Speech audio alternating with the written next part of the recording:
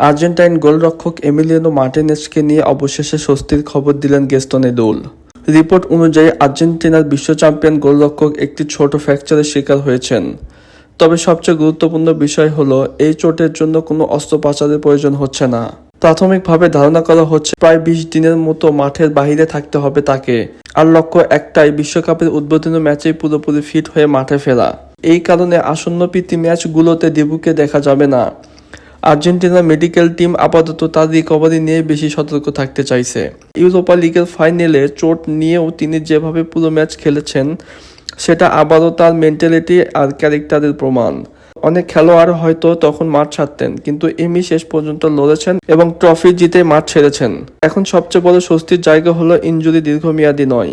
বিশ্বকাপের কাউন্টডাউনের এই সময়ে আর্জেন্টিনার শিবিরের জন্য সেটাই সবচেয়ে গুরুত্বপূর্ণ খবর।